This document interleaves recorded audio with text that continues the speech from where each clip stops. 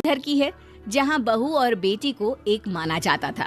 लेकिन फिर अरे शिखा बेटा, तू रसोई में क्यों घुसी रहती है? जा, रोटी मैं बना लूंगी।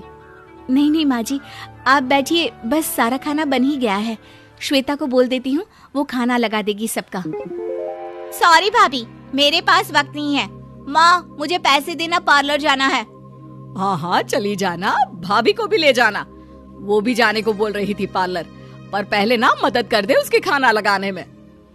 देख माँ, वो बहू है, उसे बहू रहने देना, इतना सर पर मत चढ़ा भाभी को। श्वेता, ज्यादा मत बोला कर। बहू और बेटी में कोई फर्क नहीं होता है। जा जाकर काम कर। ननद को माँ का भाभी से इस तरह प्यार करना बिल्कुल अच्छा नहीं लगता। वो बार बार किसी न किसी तरह माँ को भाभी के खिलाफ भड़काती रहती, लेकिन कोई फायदा ना होता। एक रोज, अरे बेटे किशन, जा बहू को कहीं घुमा कर ला, सारा दिन घर में काम करती रहती है। हाँ हाँ माँ, हम लोग जा रहे हैं ना गोवा। अच्छा जी, भाभी ने तो हमें बताया भी नहीं। वैसे तो सारी पंचायत करती है, ये गोवा वाली बात क्यों छुपा गई हमसे? अरे क्योंकि उसे खुद नहीं पता था बहन। मुझे टिकट सस्ती मिल रही थी तो मैंने बुक कर दिया। हाँ शिखा, पैकिंग कर ले, संडे हम जा रहे हैं गोवा। दोपहर में शिखा पैकिंग कर रही थी कि सास आ जाती है। ये क्या बहू, साड़ियाँ? अरे गोवा जा रही है घूमने या फिर शादी में मायके हैं? माँ जी, ऐसा कुछ है ही नहीं, समझ में नहीं आ रहा क्या रखूं कपड़े में। अरे तेरी और श्वेता की साइज तो एक ही है, उसके कुछ मॉडर्न कपड़े ले ले, आकर लौटा देना। हाँ माँ जी, ये ठीक रहेगा। शिखा श्वेता के पास जाती है और उससे कपड़े मांगती है। ना जी ना, मैं अपने कपड़े ना दूं, वैसे भी फैल जाएंगे मेरे कपड़े, बहुत महंगे वाले हैं। शिखा मुंह लटकाकर कमरे में आ जाती है तो सास कहती है, चल तैयार हो जा, तुझे मैं शॉपिंग करा कर लाती हूँ गोवा की। बस फिर क्या था, सास बहू निकल जाते हैं मार्केट और एक से बढ़कर एक ड्रेस खरीद कर घर आते हैं। पहले बता देती कि नए कपड़े दिलाने वाली है भाभी को, तो मैं अपने ही दे देती ना भाभी को, मुझे दिला देती नए कपड़े। देख श्वेता, परिवार का मतलब सबके साथ रहना होता है, ना कि सिर्फ अपना सोचना। वैसे भी तुझे अच्छे संस्कार सीखने चाहिए। और रही बात कपड़ों की, तो शिखा, आज से घर पर भी तू मॉडर्न कपड़े ही पहनेगी। कोई जरूरत नहीं है ये साड़ी वाड़ी लपेटने की। अब क्या था, घर पर श्वेता और शिखा एक जैसे रहते। एक बार पड़ोसन आती है।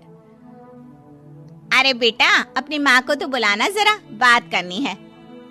शिखा सास को बताती है और रसोई में चली जाती है।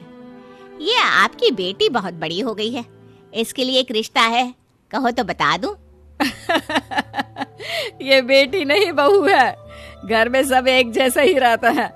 वैसे मेरी बेटी भी बड़ी हो गई है, कोई रिश्ता हो तो जरूर बताना। पड़ोसन रिश्ता लेकर उन लोगों के घर आती है।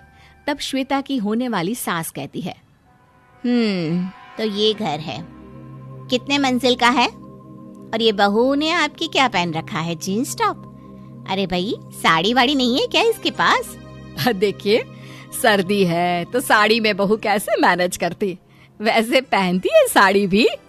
देखिए, हम लोग ठहरे पैसे वाले लोग, कोई कमी नहीं है हम लोगों के पास पैसों की, बहुत पैसे हैं, जमीन, नौकर चाकर, कार, सब कुछ है, लेकिन घर में संस्कारी बहू चाहिए। समझ रही है ना आप? सास कुछ कहती कि श्वेता बोल पड़ती है, हाय रे, नौकर चाकर से लेकर जमीन, कार, पैसा, हाँ हाँ, मुझे रिश्ता मंजूर है मुझे। अरे रुक जा श्वेता, मैं बात कर रही हूँ ना। देखिए, हम लोगों के घर इतनी आजादी नहीं मिलेगी। अरे हाँ कर देना माँ, हाँ कर दे जल्दी से। सास क्या करती, बेटी की शादी ऐसे घर में कर देती है जहाँ ना उनके विचार मिलते हैं और ना ही आचार।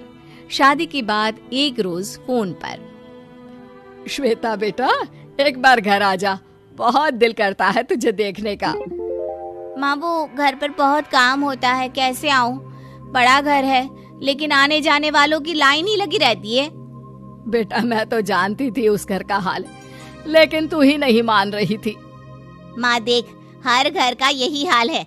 तेरी बेटी को यहाँ घूंघट हटाने की परमिशन नहीं है और एक तरफ भाभी स्कर्ट पहनकर घूम रही है। बेटा, मुझे क्या पता था कि मेरी बेटी को ससुराल के नाम पर पिंजरा मिल जाएगा। अच्छा माँ, फोन रखती हूँ, सास को गर्मा गर्म रोटी खिलानी है। तुम लोगों की तरह नहीं कि एक रोटी बनाओ, एक सब्जी बनाओ, फिर सारा दिन फ्री होकर घूमो। सास फोन तो रख देती है, लेकिन सोच में पड़ जाती है कि एक तरफ बेटी जिसे कोई आजादी नहीं, वहीं दूसरी तरफ बहू जिसे देखकर लगता ही नहीं कि उसकी शादी भी हुई है। अगले रोज। शिखा, अरे ओ शिखा। हाँ माँ, क्या हुआ? कुछ चाहिए आपको? मैं जिम जा रही थी। जिम के कपड़ों में बहू को देखकर सास को घूंघट में अपनी बेटी का ख्याल आता है। देख बहू, घर में बहू की तरह रहा कर। इतने टाइट कपड़े पहनकर जिम जाना पसंद नहीं मुझे। जा जाकर रोटी बना। रोटी? माँ, अभी तो शाम के 6 बजे हैं, इस वक्त रोटी? अब क्या मेरे खाने पीने पर भी पहरा है? अरे जब मर्जी तब मैं अपने घर में खा भी नहीं सकती क्या? बहू को अजीब लगता है। वो समझ नहीं पाती कि जो सास कल तक इतनी सपोर्टिव थी, उन्हें अचानक से क्या हो गया। वो किचन में जाती है, गरम रोटी के साथ 2 तरह की सब्जी, रायता, सलाद सब लेकर सास के पास आती है। माँ जी, खाना। इतना सारा खाना? राक्षस समझा है क्या मुझे? रोटी मांगी थी मैंने गर्मा गर्म बस। पर माँ जी, रोटी खाती किससे आप? सब्जी तो बनानी थी ना। अरे भूख मर गई मेरी तेरी बहस से। जा जाकर काम कर, अंदर पूरी रसोई साफ कर। बहू अंदर चली जाती है। थोड़ी देर में श्वेता घर आती है। अरे शिखा, जल्दी से चाय ला, पकवान बना, मेरी बेटी आई है। अरे नहीं नहीं माँ, ड्राइवर बाहर खड़ा है।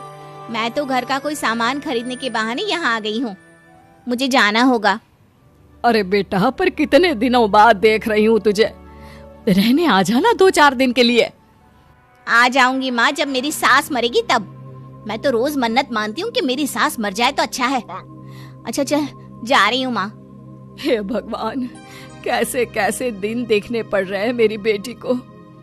सास अंदर जाती है, जहाँ श्वेता की जिम वाली सहेली का फोन आया होता है। क्या बात है, आज जिम नहीं आई? अरे पता नहीं यार, आज माँ को क्या हो गया अचानक। पर खैर कोई नहीं, लगता नहीं कि मैं अब जिम आ पाऊंगी।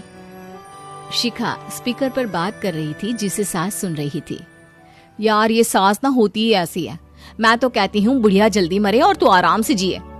शिखा को सहेली की बात पर गुस्सा आ जाता है। माँ के मरने की कौन सा बच्चा दुआ मांगता है मोहिनी? आगे से ऐसी बात मेरे सामने मत करना।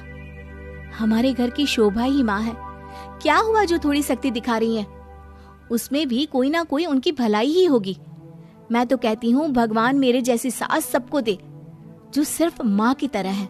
सास वाली तो कोई बात ही नहीं है उनमें। सास ये बात सुन रही थी। उनकी आंख में आंसू आ जाते हैं कि क्यों वो बेटी की किस्मत में बहू को भी भागीदार बना रही थी। शिखा, अरे ओ शिखा, क्या हो गया? जिम नहीं जाना क्या?